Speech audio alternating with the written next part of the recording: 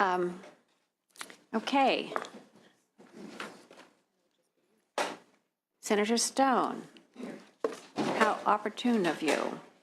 Please join us. You have item 12.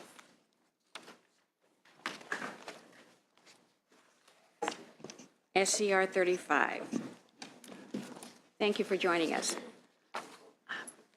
Good morning, Madam Chair and committee members and staff. I'm honored to be here today to talk about SCR 35.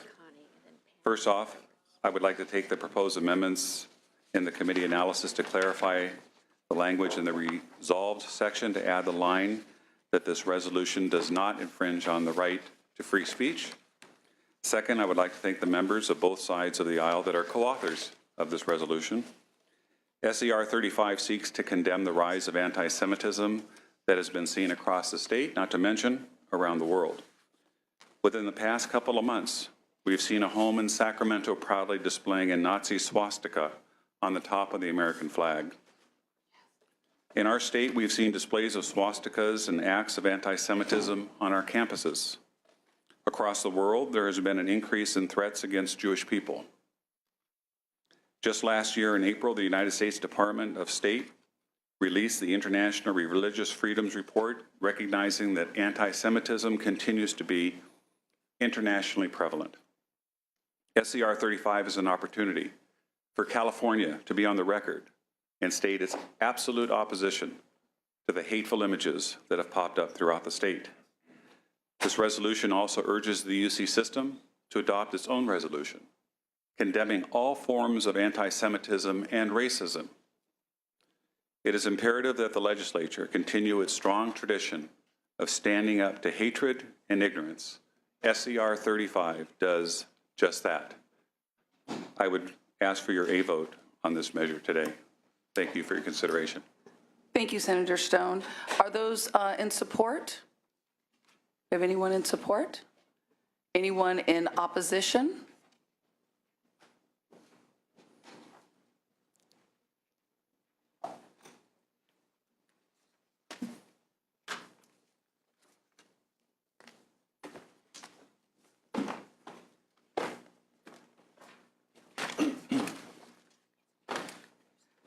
Thank you. Please state your name and your organization. Sure. My name is David Mandel. First of all, thank you for the opportunity to speak, and glad to see. Oh, my senator was here, but he's out for a moment, I guess. Dr. Pan. My name is David Mandel. Professionally, I've been a journalist and a legal aid attorney, but my passion for 45 years has been working for peace and justice for Israelis and Palestinians. I've pursued that as an American Jew based on values learned at home and at synagogue, and then in Israel, where I lived for 10 years and became a citizen, and now in California for the past 30 years. I'm deeply involved with two organizations, Jewish Voice for Peace, whose members are, quote, inspired by Jewish tradition to work together for peace, social justice, equality, human rights, respect for international law, and a U.S. foreign policy based on these ideals, and with the International Committee of the National Lawyers Guild, a progressive bar association for some 80 years. Those two groups are among those that signed the letter to the committee explaining in detail the mischief that SCR 35 as drafted would cause. Our objections, of course, is not to taking a strong stand against anti-Semitism. That's always important. There's no need to review the sordid history of anti-Semitism. I think we're all well aware of that. Our objections were to the resolution's Chicken Little approach to the subject, to a suspect reference to an unacceptable partisan definition, to incomprehensibly vague language, which, if I understand correctly, the author has now agreed to delete. And in light of a recent history of resolutions and responses to pressures that are aimed at stigmatizing and unconstitutionally suppressing speech with certain content, to the resolution's failure to ensure that nothing of that sort can happen to students and faculty. While adoption of two of the three amendments that we proposed would mitigate some of the dangerous operative elements of the resolution, we still think is problematic in its description of the problem of anti-Semitism and therefore, at best, unnecessary. In In particular, what, from my understanding, from what the author just said, what would remain in the resolution is the reference to the very highly criticized so-called State Department definition of anti-Semitism, which was copied and pasted from a long discredited and now totally disavowed European Union Monitoring Center, which has now changed its name to the Fundamental Rights Agency of the European Union, that itself was a product of partisan lobbying. It basically refers to what's known as what we call the three Ds: demonizing Israel, applying a double standard to Israel, and delegitimizing Israel. Those are very highly subjective descriptions, all involving speech, and even if something that someone says would fall into that category, which is always debatable depending on your point of view, it still constitutes free speech. So it was we find the reference to the State Department definition, even though it doesn't cite that particular part, very troubling, because it opens the door to waving it as a red flag, which has been frequently done in order to suppress speech. We're glad to hear that the author has deleted condemnation of anti-Semitism augmenting education programs at publicly funded schools. It was incomprehensibly vague and aroused fears of attacks that have been, in fact, going on various curriculum programs. And we're certainly glad to see added, if this passes, a affirmation of the right of free speech to criticize, to take nonviolent legal actions of speech and any actions that criticize any government. Nevertheless, SCR 35 declares, quoting from sea to shining sea, one can witness the proliferation of anti-Semitic activity, and also, quote, anti-Semitic sentiments have increased in recent months. On the contrary, numerous studies have shown the opposite trend for decades, fortunately. This is also true, by the way, for attitudes toward Jews among the general populations of European countries, despite a number of widely reported and condemned and awful violent attacks on Jewish targets there, to differentiate between limited number of attacks, as horrible as they were, and general attitudes. Yet SCR 35 speaks in one breath of violent attacks, quote, in the United States and around the world, as if there were no difference in the climate. Fortunately, there is, and you'll hear a little bit more about that in a minute from one of the students here who is actually a student of anti-Semitism. What has increased notably on U.S. Campuses and elsewhere is alarm at what many see as serious violations of human rights and international law by the government of Israel. That's a matter of opinion. But it has led to criticism of the support our government lends to it. While the resolution correctly notes that it would be wrong to blame Jews in the U.S. or elsewhere for Israel's behavior, it opens the door to the converse, castigating criticism of Israeli policy as anti-Semitic when it pronounces without substantiation an upsurge in anti-Semitism. Thank you. I'm going to ask you to just pause there for a second. Yeah. Just pause there, because Sure. I have a quorum. It's very exciting. Oh, okay. So please call the roll. Lou, Here. Lou here, Renner, Block. Here. Block here, Hancock, Leyva. Leyva here, Mendoza. Mendoza here, Monning. Here. Monning here, Pan, Vidak. Thank you. We have a quorum. Okay. Please Right. I was proceed. just about to finish really by saying that an exaggeration in the prevalence of anti-Semitism, which I think is being used opportunistically in order to try to stigmatize and suppress certain speech, actually serves to trivialize the term anti-Semitism and makes it more difficult to confront real anti-Jewish hatred when it does occur, as it sometimes does, and should concern all of us. And therefore, with the State Department reference to the State Department definition still in, we would ask that the resolution be opposed, and hope that in the future that any resolutions about anti-Semitism deal with some of the other much more pressing instances of racism and bias that are occurring on campuses, as you'll hear in a second from the students who came. Thank you. Thank you. Others opposed to the bill? Please. Hi, my name is Hannah Kagan-Moore. I'm a University of California, Davis graduate student and a Jewish student. And actually, I'm a member of our art history department, and one of my main areas of study is the history and nature of anti-Semitism throughout the ages. So with that position in mind, I do applaud efforts to confront racism and bigotry on college campuses, including anti-Semitism.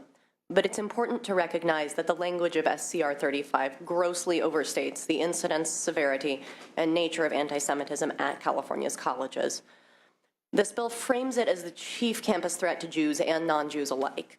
The dangers of this narrow framing not only downplay other real threats to many marginalized groups, they also make it more difficult to recognize and confront real anti-Semitism and other intersecting oppressions that students face: ableism, sexism, anti-Black racism, classism, etc. SCR 35 comes on the heels of recent acts of bigotry at UC Davis, which were undeniably horrific and should certainly be condemned, but were fundamentally isolated and are inappropriate and harmful to be understood as events that happen in an otherwise supportive environment. Islamophobia and anti-Arab sentiment from on-campus and off-campus groups alike has been a widespread problem at Davis and on other UC campuses, and continues to be insufficiently addressed by UC administration. During the UC Davis winter quarter student-led campaign on ethical investments, Muslim students experienced verbal aggression from other students, vituperative online harassment, stalking, and even physical attacks. To frame anti-Semitism or hate crimes against Jews as somehow worse than other crimes or more deserving of attention is not merely unfair to other students, but fundamentally dangerous for them because it creates an imbalance where there factually is none. Similar offenses have also been committed against Latina, Chicana, and LGBTQ-identified students who have also sought justice through administrative means. Unlike the bigotry against the Jewish community, however, these other incidents of oppression have not seen a comparably rapid response from high-level administration. If we are to correctly frame the state of anti-Semitism on college campuses, it must be contextualized within a cultural landscape in which other kinds of bigotry go unpunished or unaddressed. These kinds of bigotry are also notably not made the focus of California legislative resolutions. Yes, Jewish college students in California do need for our concerns to be heard, but they already are. If a resolution's goal is truly to right imbalances of power and to help combat oppression, it must begin with groups for whom on- and off-campus administrative protections have not already been provided. Thank you. Thank you. Others in opposition? Yes. My name is David McClary, and I'm a graduate student at UC Berkeley. Before that, I was an undergraduate at UC San Diego, and before that, I grew up on campus at UCI, where my dad is a professor. In addition to that, I'm also a head steward with the Graduate Student Union, UAW 2865, and I'm also a member of Students for Justice in Palestine on campus at Berkeley. And I wanted to talk a little bit about my experiences as a Jewish student with hatred and bigotry on campus. I have personally been called a terrorist. I've been called an ISIS supporter. I've been called a capo, which if anyone in the committee is not aware, that's a term used to describe a Jewish collaborator with concentration camp guards in Nazi Germany. So basically the worst and most anti-Semitic thing you could pretty much call a Jew. I've had people stand up and say, I'm not a real Jew because I support divestment. I've personally received death threats. The last event that Cal SJP held received a bomb threat that UCPD felt was credible enough to send police there to, canvass the area and to stay during the event. We've had calls to SJP members saying, you better shut down or you're next. We had recently in the Daily Cal, the newspaper on campus, we had David Horowitz, who runs a widely recognized hate group. Southern Poverty Law Center calls him the godfather of the Islamophobia industry. This is a man whose work has influenced Anders Breivik, the mass murderer who justified the killing of almost 80 people in Norway because of Islamophobia. And the Daily Cal published an op-ed recently called Reasons to Target Students for Justice in Palestine that included references without any sort of supporting documentation or anything, saying that we, Students for Justice in Palestine, support ethnic cleansing, are active abettors of a war against the Jewish people, and seek the destruction of the Jewish people, which as a Jew myself and a member of SJP, one of several Jewish members of SJP, we found that very distressing and disturbing. So this is the sort of climate that exists on college campuses in the UC system right now. I have personally never experienced any sort of anti-Semitism that this bill deems to address. I have experienced forms of anti-Semitism in relation to my work on BDS, boycott, divestment, and sanctions, that this bill specifically does not address. And it also doesn't address the myriad of actual physical threats to safety that Muslim students and even just students like myself who are supportive of their causes receive on a weekly basis on campus. And this bill does nothing to address that at all. And in fact, by the language where it says, we call out anti-Semitism and all forms of racism, including Islamophobia, it's even clear that calling out Islamophobia is sort of an afterthought, and that the main real problem on campus is anti-Semitism. And in my personal experience, that is completely not the case. And this bill actually serves to increase the risk that I face on campus as a Jewish student because of this conflation of criticism of Israel with my Judaism. To me, there is nothing more anti-Semitic than conflating policies of the state of Israel with my Judaism. And that is exactly what this bill does, and that is exactly the climate that we face on campuses, where any sort of criticism of policies of a government are conflated with my personal cultural and religious identity. And I find that unacceptable. And I would be happy to work with Senator Stone on a resolution addressing the real bigotry and hatred faced by students in the UC system. And I'm sure that we could work together on something like that. And that's all I have to say today. Very good. Thank you, sir. Others in opposition? My name is C.T. Weber with Peace and Freedom Party, California. We grew out of the free speech movement in Berkeley and grew into a party that, opposes war, opposes racism in all forms. And we want to stand here and also oppose the bill as one that goes against the speech of being able to criticize the state without necessarily dealing with real issues that we're dealing with. That's all. Thank you. Thank you very much. Any comments or questions from members? Yes, Senator Monning. Thank you, Madam Chair. I want to thank the author for his commitment to condemning anti-Semitism.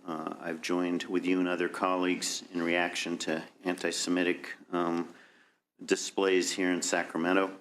And yet, with respect to this resolution, which we interestingly hear on the 70th anniversary of the liberation of Dachau, where I have been able to visit, as well as Auschwitz, I consider myself a strident condemner of anti-Semitism.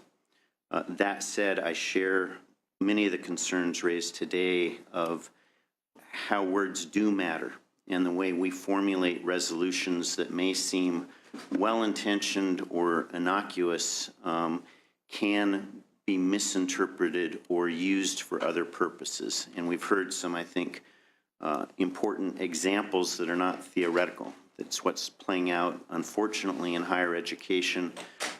We've heard from somebody with history with the free speech movement.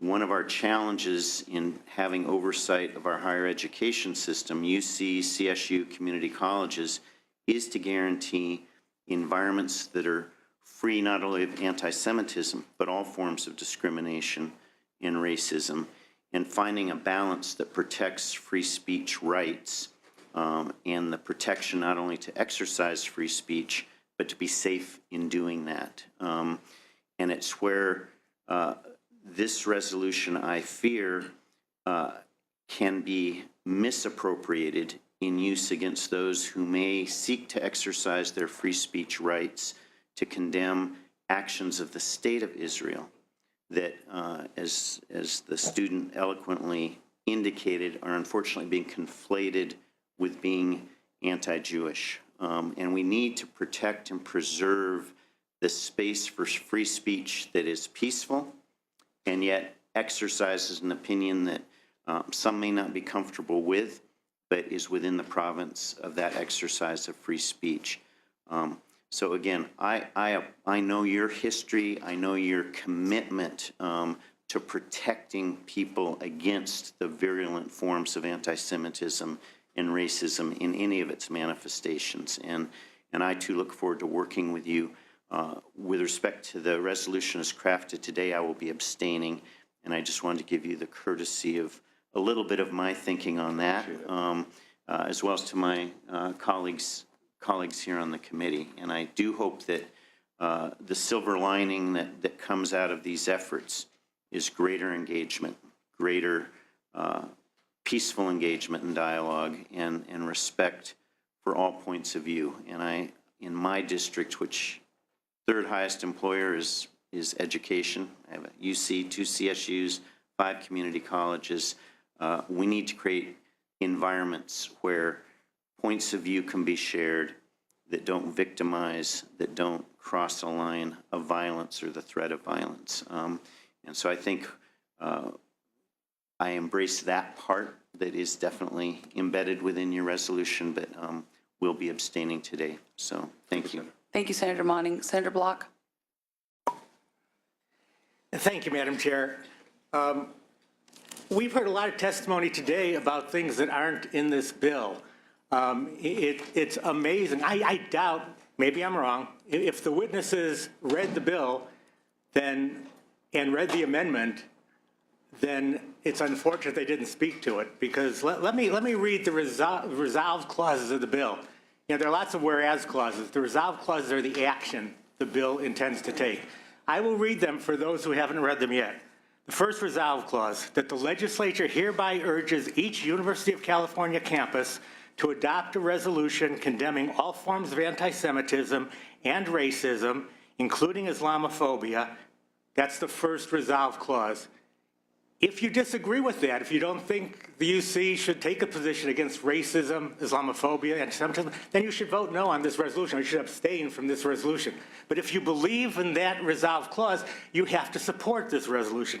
Second resolve clause, that the legislature condemns any act of anti-Semitism, the author deleted augmenting education, that the legislature condemns any act of anti-Semitism at all publicly funded schools in the state of California in order to promote tolerance and accept all religious beliefs in accordance with the rights afforded to each person by the founding fathers of this nation and the authors of the United States Constitution. Again, if you find that somehow distasteful that the state of California promote tolerance and acceptance of all religious beliefs, if you find that distasteful, you've got to vote no on this resolution, or you've got to abstain from this resolution if you find that distasteful. The last resolve clause merely says we transmit copies of the resolution to appropriate offices for distribution. Obviously, there's no opposition to that. So that's what the bill does. And to further clarify this, the author accepted an amendment, a committee amendment that says nothing, pretty clear what nothing means, nothing in this resolution is intended to diminish the rights of students or anyone else to freely discuss or engage in any legal speech or other activity protected by the Constitution of the United States. I mean, how much more clear can you be?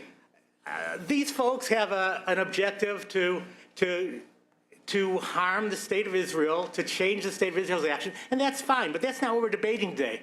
They certainly have a right to think that Israel's bad. Why they don't go after other countries that have much more gross human rights violations than Israel, I don't know. Some say it's anti-Semitism, self-hating Jews.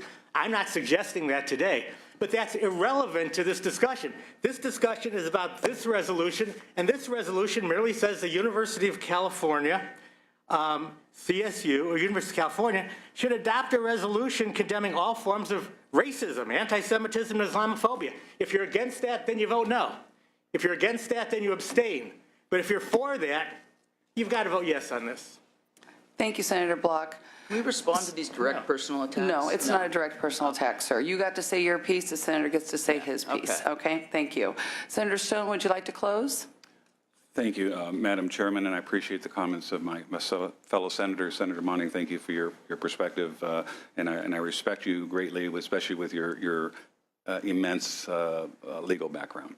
And Senator Block, thank you for clarifying a lot of the points that I was going to make, is that this is basically a resolution saying that we don't support racism in any form on any in the state of California, and certainly on our college campuses, and that includes anti-Semitism, Islamophobia, and that I want to read to you the United States Department of State definition of anti-Semitism, and it says, a certain perception of Jews which may be expressed as hatred towards Jews, rhetorical and physical manifestations of anti-Semitism are directed towards Jewish or non-Jewish individuals and or their property towards Jewish community institutions and religious facilities.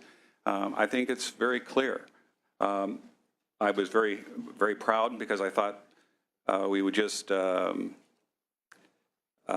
understand that we have free speech according to our U.S. Constitution, but I agreed to put that line in here to codify that we are a free country and that you have a right to your free speech.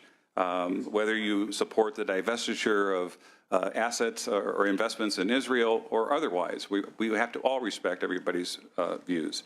So, Madam Chairman, I hope that the committee sees the merit in standing up to those that want to promote racism, including anti-Semitism, Islamophobia, and vote that this is unacceptable in the state of California. It's unacceptable on our campuses and schools. It's unacceptable in the United States of America, and I urge your aye vote. Thank you, Senator. And I would say to the folks in opposition, Senator Stone comes with pure intentions, and sometimes it is difficult to get everyone on the same page. In the short time that I've known the senator, I do believe he would be willing and open to talk to everyone, but I would just say he does come with pure intentions, and this resolution is to try and make things better, to make things just. With that, will you call the roll, please? I don't know who calls the roll, sorry. Do pass as amended. Lou? Runner? Block? Block I. Hancock? Leyva? Aye. Leyva I. Mendoza? Monning? Pan? Pan I. Vidak. Thank you. 3-1. We will keep the roll open. Thank you, everyone. Thank you for your consideration.